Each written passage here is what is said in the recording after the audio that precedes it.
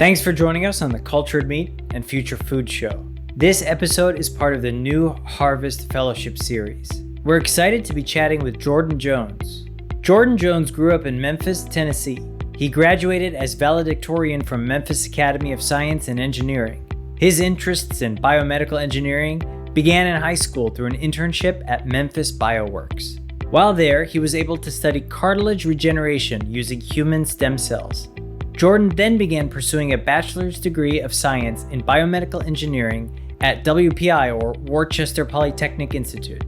He received several merit scholarships, including the Marshall Chavez Means Award. Jordan was a research assistant in Dr. Glenn Gaudette's laboratory from 2014 to 2016. He worked on numerous research projects focused on cardiac regeneration, decellularization, and designed bioreactor systems. For his senior thesis, Jordan designed a system that utilized decellularized plant vasculature as a model for medical diagnostics and drug testing. After graduating from WPI, Jordan worked in the medical device industry from 2016 to 2018. He then returned to WPI to pursue a PhD in biomedical engineering. In 2018, Jordan's research was displayed at the Centre Pompidou in Paris, France, in the exhibit La Fabrique du Vivant.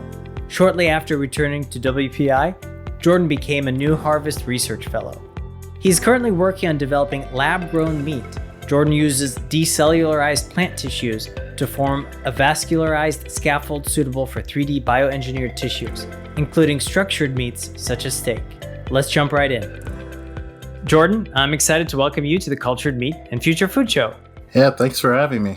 Jordan, tell us a little bit about your academic background. Well, I've always wanted to be an engineer. When I was a kid, wasn't quite sure what kind of engineer I wanted to be. So my parents asked me to go to Memphis Academy of Science and Engineering. It's a charter school in Memphis, Tennessee. And there I got involved in robotics. And then I later on did an internship at a local company. And I really fell in love with biomedical engineering. So from there, I went on to WPI and got a bachelor's degree in biomedical engineering.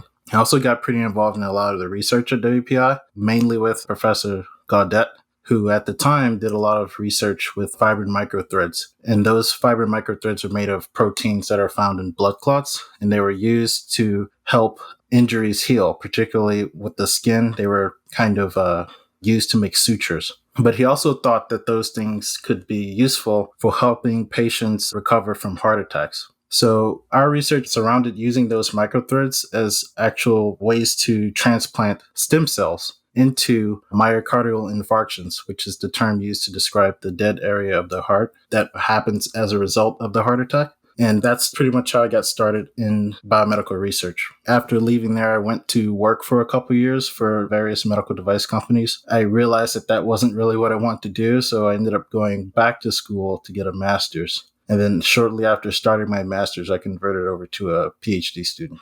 Cool. And that company that you did the internship with, what kind of things were they doing? Right. So that company, I don't remember a lot about what their primary products were because, as an intern, you don't really have access to all the information. But what we were actually doing, at least what I was involved in, was using stem cells to regenerate cartilage. That was my first opportunity to actually work in the laboratory, my first opportunity to get involved with learning the different procedures that people do in the laboratory.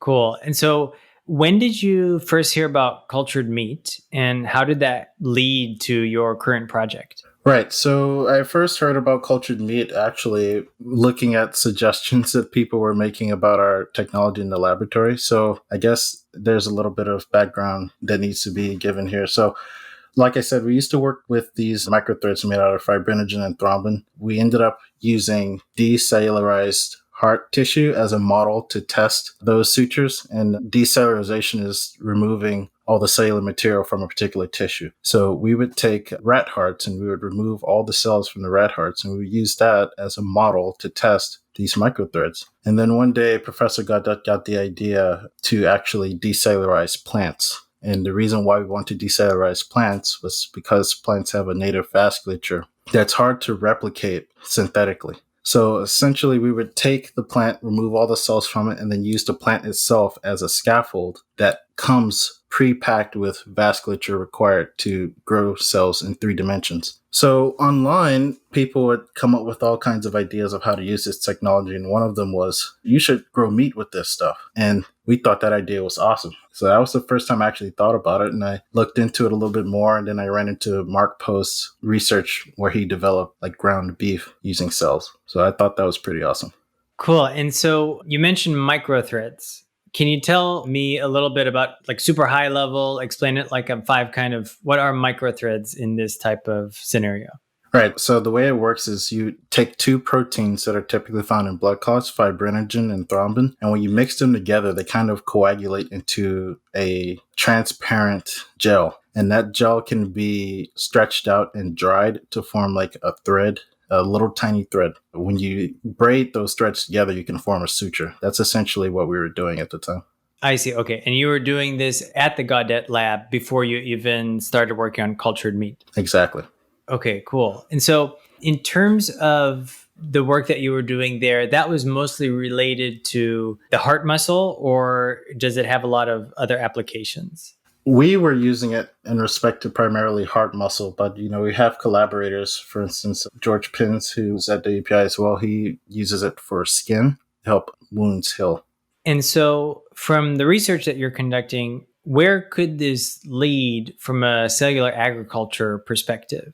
So right now, there are several labs and even startups working to develop cultured meat. But at the moment, there's no definitive way to create 3-dimensional tissues. So they're kind of limited to developing things like ground beef, ground chicken, just amorphous meats. That's the term that we like to use. But my technology focuses on addressing the problem of growing cells in 3 dimensions by providing it with a vasculature network that can provide nutrients to the cells as they grow in 3 dimensions. So this kind of technology will lead the way to producing what I like to call structured meats, like steak or whole chicken, that can kind of replicate the texture that most people associate with eating meat. Okay, cool. And so when we're thinking about decellularizing, like let's say a spinach leaf, and growing cells there, is this only to be used in the research phases, or do you think that that decellularized plant will ever make it to the production phases?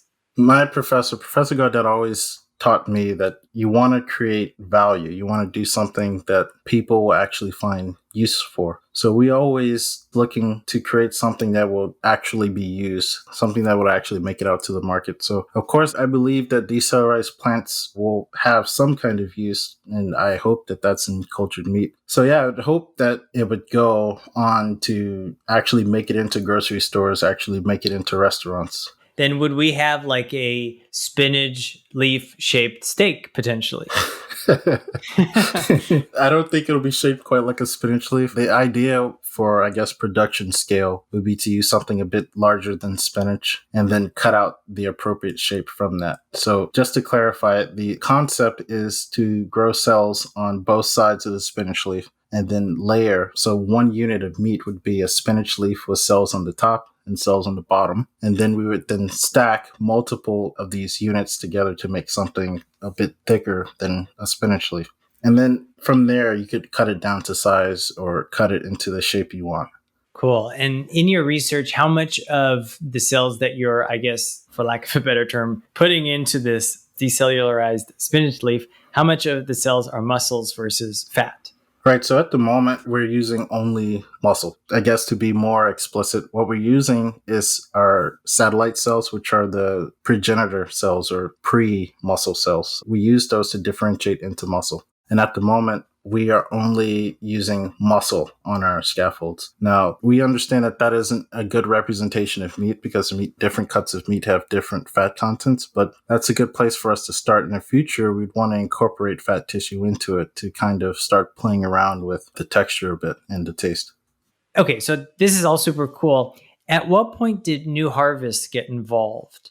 Right. So going back to when I first heard about or first seriously thought about cultured meat, this all happened relatively quickly. So it all started when Professor Gaudette gave a presentation at the 2018 New Harvest conference. And he came to me shortly afterwards and he was like, "Hey, do you think you can do this? Is this something you want to work on?" And I was like, "Yeah, was like, that sounds great. I thought it was genius, to be honest. So that's when I seriously considered working on it. That's when I really started working on it. Great. And so then did you approach New Harvest for the fellowship, or did New Harvest approach the lab? How did that work out? I'm not exactly sure in the background, but I applied for the New Harvest Fellowship Program. They were already familiar with Professor Gaudette, seeing that he recently gave a presentation. I'm not sure if they reached out to him or if he reached out to them to do the presentation. But shortly after accepting the project, I applied. I first did some preliminary research. So we started working pretty fast to actually verify that this kind of research is actually possible. So a lot of the stuff that we actually did right before I applied for the fellowship. So we had already isolated cells from a cow. We'd already tested whether or not it was possible for those cells to attach to the scaffold. And then I applied for the fellowship, and I got to know all the other fellows. I got to know the administrators within New Harvest, and they're all just fantastic people. So yeah, we really got along. Cool. And so when we're thinking about the research that you're doing, and you mentioned you're using beef cells, is that right? Yes. And maybe to step back, can I call it beef cells? Is it not considered beef at that point? What do you call it at that stage? I don't actually know. I call it beef because I just associate beef with cow. I don't know if there's a technical term or a technical way to describe beef in the meat industry. I'm not exactly sure about that part. I call it beef. Beef. Okay. And so if you were to take one of these spinach leaves with beef cells on one side and the other side, not only is it going to be very thin because it's a spinach leaf, but maybe it even gets a little bit thinner once you decellularize it. Is that right? Well, as far as the leaf, whether or not the leaf gets a bit thinner, that's possible, but the dimensions don't change very much from before it's decellularized. It gets a little thicker after we add cells to it. So I think the thickness of a spinach leaf is between 400 and 800 microns. We're adding essentially another 400 microns to it after we add the cells. I see. 400 microns together, including both sides. Both sides, yep. And if we were to take this and throw it in a frying pan, would we taste any part of that spinach leaf scaffold? No, I don't think you would taste anything. At that point, it's all cellulose. There are no plant components left other than the cellulose backbone. Interesting. Okay. One of the huge benefits that you had mentioned of using a spinach leaf is because of the vascularization network. Is that right? Yeah, the vascular network. The vascular network. And so what benefits are there to have a kind of good vascular network? Is it in terms of cell growth, or what are the benefits? Okay, so let's imagine that we are creating a ball of cells. And let's say that this ball of cells is suspended in a bath of all the nutrients that the cells need, including oxygen. So we have oxygen dissolved in the cell media that's supplying nutrients to the cells. As this ball grows, eventually the oxygen won't be able to diffuse or to seep into the center of this ball. And that limit is about 200 microns. So once the radius of this circle exceeds 200 microns, then the cells in the middle will begin to lose access to the oxygen, and they'll begin to die and form what's called a necrotic core. And this problem isn't just a theoretical one in the laboratory. This is a problem that exists in nature, and almost every organism on this planet has evolved to solve it. So humans, for instance, have arteries and veins. They exist to address this problem. Every single cell in your body is within 200 microns of some sort of vein or artery, and that's where they get their oxygen from. Now, plants have had to solve that same problem. Instead of arteries and veins, they have xylem and phloem, and the xylem exists to pull water from the roots up to the rest of the plant, and the phloem exists to take the nutrients from the leaves and take it to the rest of the plant. So essentially what we have is a baked-in vascular system that we don't have to create on our own, because creating such a system on our own brings up a number of engineering challenges that we have yet to solve. Interesting. Okay. And since plants are cheap and easy to grow, they make a really good way to kind of get this very quickly. Yeah, exactly. If we can actually exploit this characteristic of the plants, it can be very cheap and efficient to use plant leaves instead of synthesizing our own scaffolds or even using technology such as 3D printing. I believe this is more accessible than even 3D printing. And so what other, I guess, vegetables or what other plants have you experimented with, or is it just spinach for the R&D phases? We've actually tried a number of plants. We've done green onion, we've done broccoli, we've done parsley stems. Literally anything we can find at the grocery store, we've probably tried to decellularize it at one point. We use spinach in a lot of our research because we find it convenient. If you take a look at a spinach stem, there's a big hole in the middle of the stem. That hole actually connects to the whole vasculature network of the leaf. So we use it to access that vascular network. So we take a needle and we use a needle to actually cannulate the stem. And then we can perfuse media or blood or anything else that we want through that stem into the vascular network.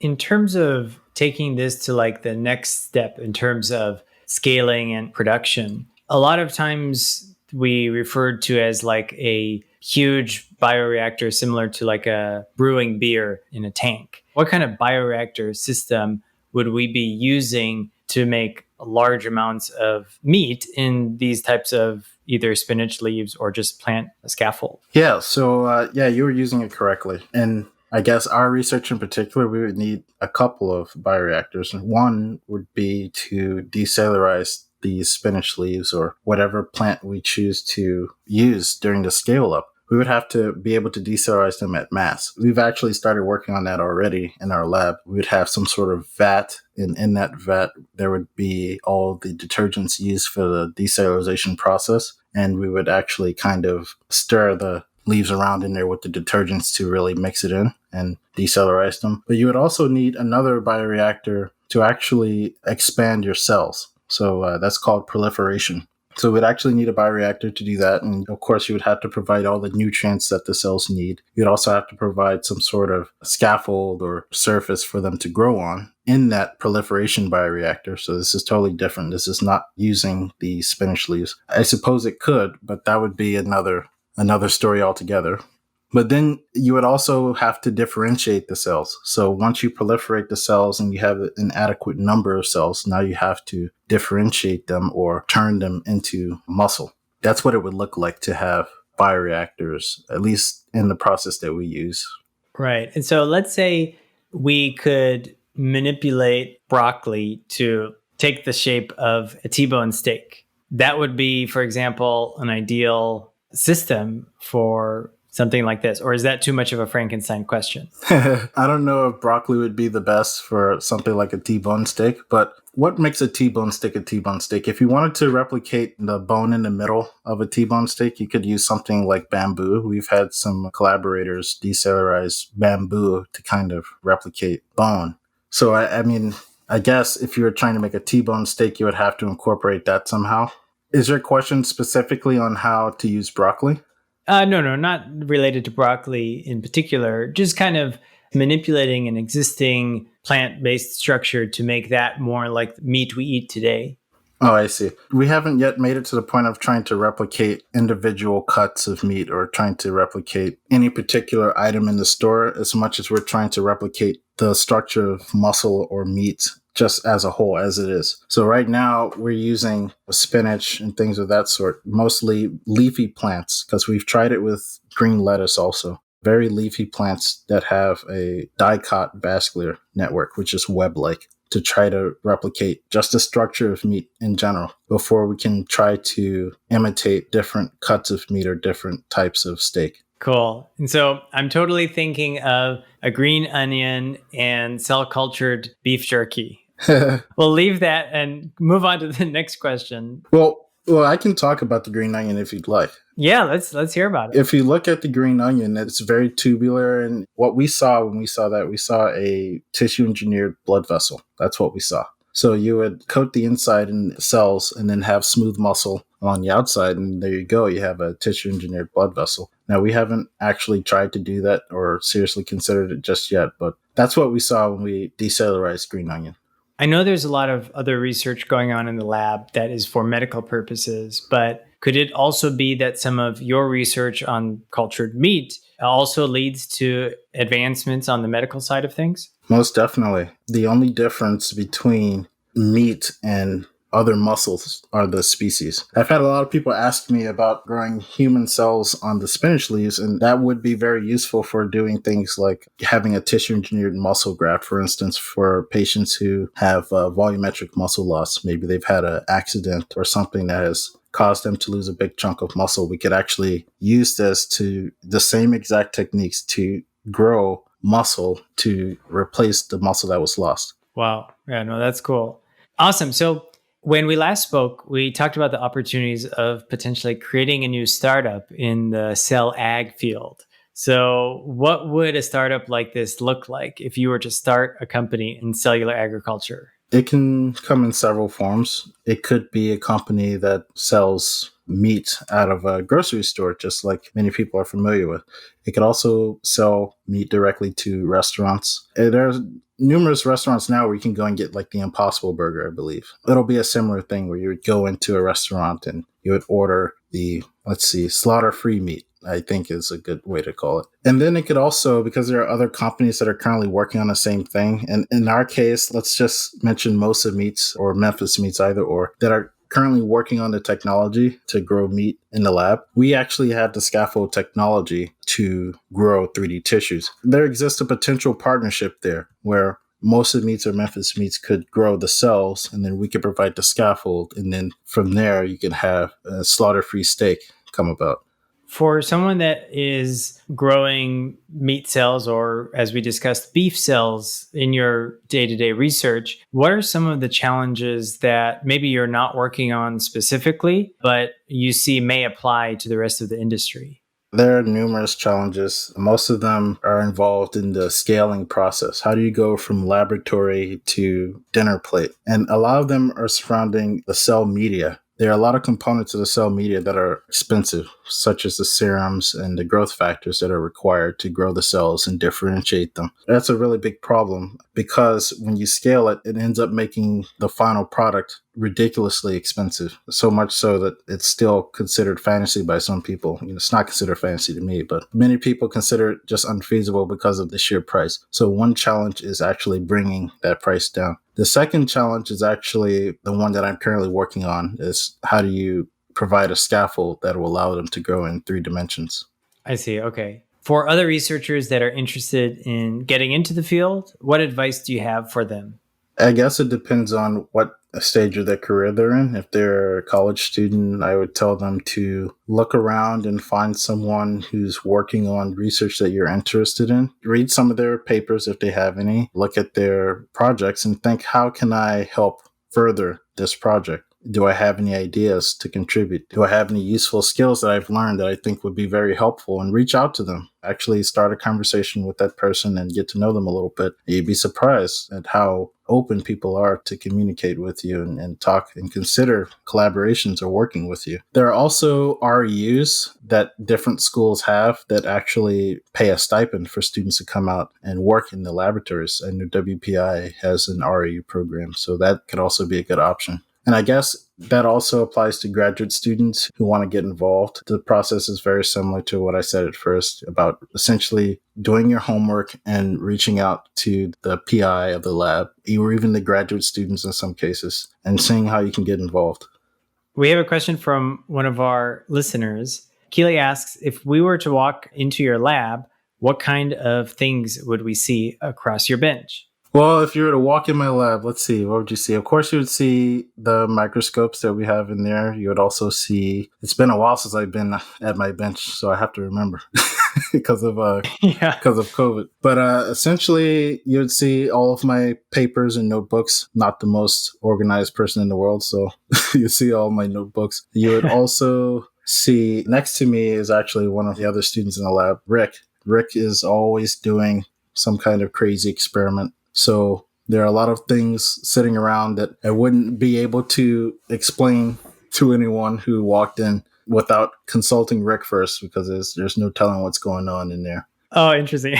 There's no telling what's going on. A lot of times we have guests come over and they ask me, hey, what's going on in that beaker right there? And I said, I have no idea. Got to ask Rick. So, other than that, it's pretty normal. We have lab equipment out there, notebooks. I might have samples out that I might be getting ready to stain. But what I will say is that we have the decellularization apparatus, at least that's what I'm going to call it. The name changes frequently, but right now I'm going to call it the decellularization apparatus, and it's like several bottles in an array. And inside of each bottle is a spinach leaf. And the top of these bottles have tubes that come out and they go to a big reservoir at the top of the shelf that has inside of it all of the detergents for decellularization. So that's interesting. I think that's one of the most eye-catching things in our lab that people see when they show up. Another interesting thing that we have is our other decellularization station. We have two. So the first one is for perfusion, where we actually forcefully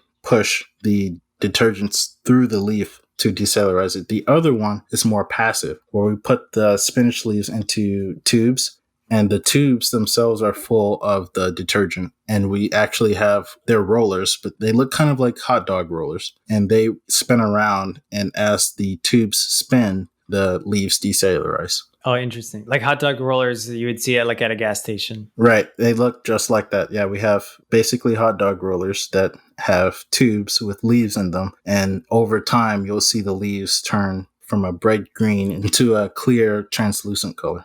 That was a cool answer. Now I really want to know what Rick is up to. There's no telling. I'm telling you. There's all sorts of stuff. You can get in touch with Jordan on LinkedIn and learn more about New Harvest at www.new-harvest.org. Jordan, is there a website for the Gaudette Lab? There is. It's not really up to date, so I wouldn't necessarily send people there, but you can get to it by navigating or even searching Gaudette Lab at WPI, and it should lead you there. Okay, awesome. And do you have any last insights for our listeners today? Any last thoughts?